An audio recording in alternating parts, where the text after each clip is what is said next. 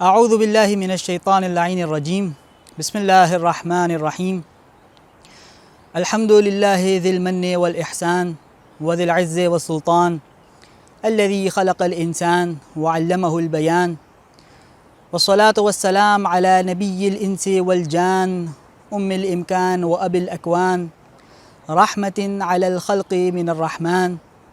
وعلى آله الذين هم خلفاء الرب المنان لا سيما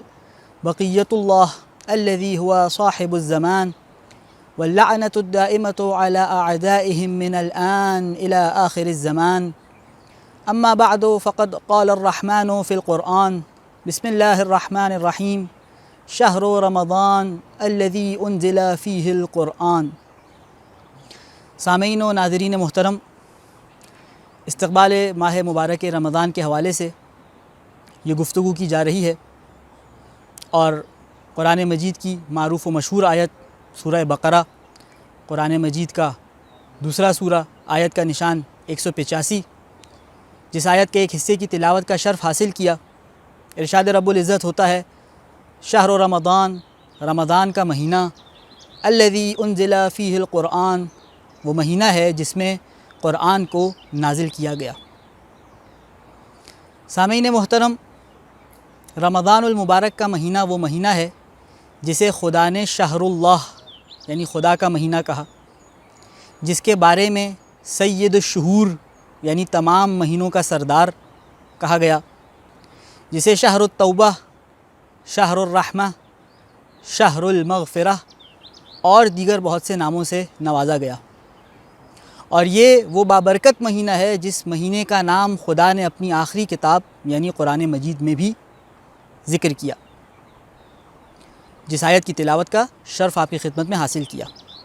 یہ تمام باتیں اس بات کا اشارہ دیتی ہیں کہ یہ مہینہ ایک خاص مہینہ ہے. اس مہینے میں کچھ خصوصیات ہیں اور وہ خصوصیات ایسی ہیں کہ رسول اکرم صلی اللہ علیہ وآلہ وسلم ارشاد فرماتے ہیں لو یعلم العباد ما فی رمضان لتمنت ان یکون رمضان سنتاً، کہ اگر لوگ یہ جان لیں کہ ماہ رمضان میں کتنے فائدے ہیں تو لوگ یہ تمنا کریں گے کہ اے کاش پورا کا پورا سال ماہ رمضان رہے. اور اہل بیت علیہم السلام کا یہ طریقہ کار رہا ہے کہ اس مہینے کی آمد سے پہلے وہ اپنے چاہنے والوں اور ماننے والوں کو ایک لائحہ عمل دیتے ہیں،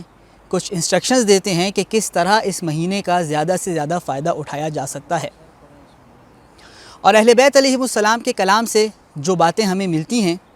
انہیں ہم دو حصوں میں تقسیم کر سکتے ہیں. ایک حصہ وہ ہے جو انسان کے اپنے خدا کے ساتھ تعلقات کی حوالے سے ہے، اور دوسرا حصہ وہ ہے جو اس رمضان المبارک کے مہینے میں انسان کے دوسرے انسانوں کے ساتھ تعلقات کے حوالے سے ہے.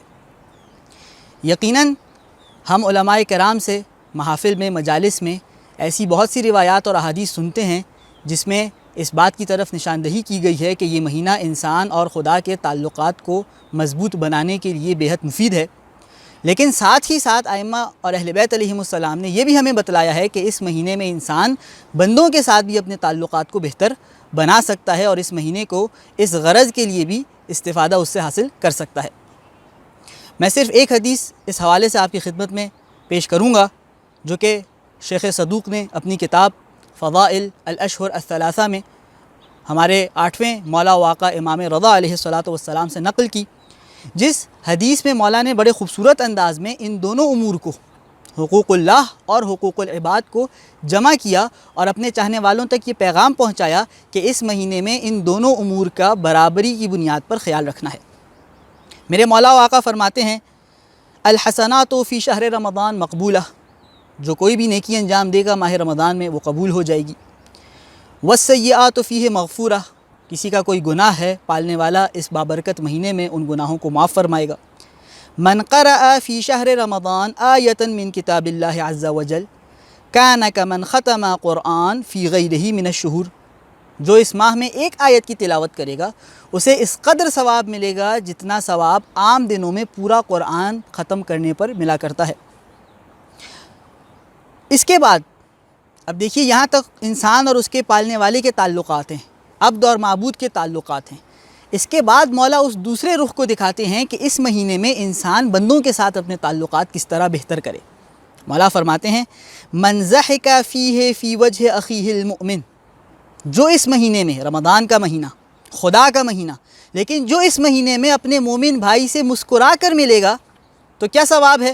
مولا فرماتے ہیں لم یلقہ یوم القیامہ الا ضحک فی وجہہ وبشرہ بالجنہ، تو روز قیامت جب یہ مومن بھائی اس سے ملے گا تو اس سے مسکرا کے ملے گا اور اسے جنت کی بشارت دیتا ہوا ملے گا۔ ماہ رمضان میں صرف مسکرا کر مومن سے ملنے پر خدا اتنا اجر و ثواب دے رہا ہے۔ پھر مولا فرماتے ہیں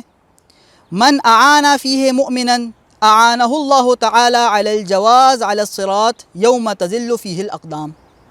جو اس مہینے میں اپنے مومن بھائی کی مدد کرے، کسی قسم کی بھی مدد ہو سکتی ہے، مالی مدد ہو سکتی ہے، جسمانی مدد ہو سکتی ہے، ایک مورل مدد ہو سکتی ہے، لیکن جب بھی ایک مومن دوسرے مومن کی خاص کر ماہ رمضان میں مدد کرے گا، خداوند تبارک و تعالی اس روز جب ہر قدم لڑکھڑا رہا ہوگا،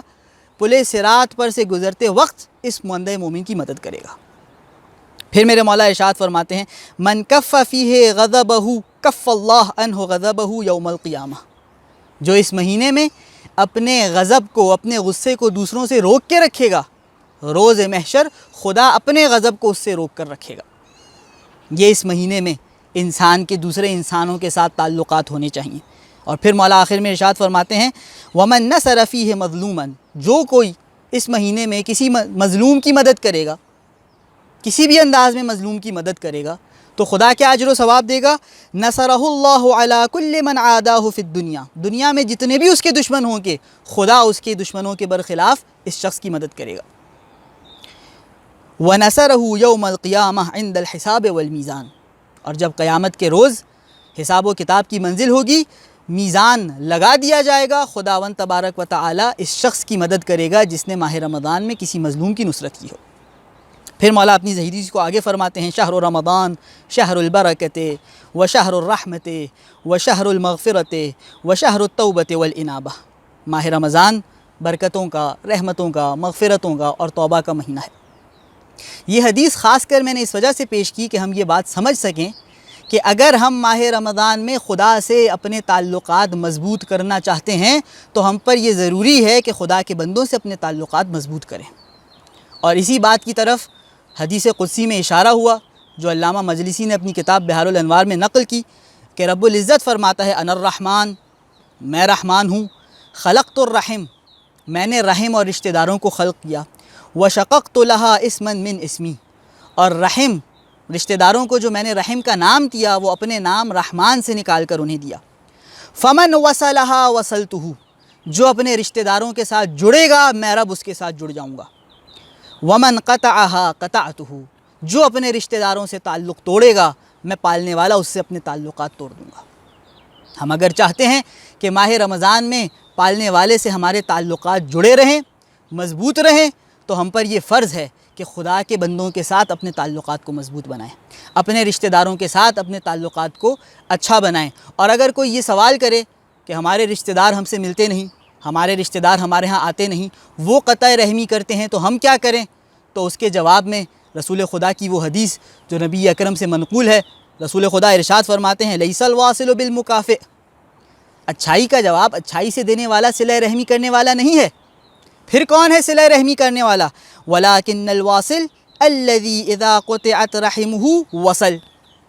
صلہ رحمی وہ کرتا ہے کہ جب رشتہ دار اس سے تعلقات توڑ رہے ہوں وہ جا کر ان سے اپنے تعلقات کو جوڑے۔ تو اس ماہ مبارک رمضان میں ہم خدا کے بندوں سے، اپنے رشتہ داروں سے اپنے تعلقات کو مضبوط کریں اور خدا کی بارگاہ میں یہ دعا کریں کہ پالنے والے ماہ رمضان سے بھرپور انداز میں ہمیں فائدہ اٹھانے کی توفیق عنایت فرما، ہمیں اس مہینے میں تیری ذات کو، اپنے زمانے کے امام کو راضی و خوشنود کرنے کی توفیق عنایت فرما۔ وآخر دعوانا ان الحمد للہ رب العالمین، اللہم صل علی محمد وآل محمد وعجل فرجہم واحشرنا معہم۔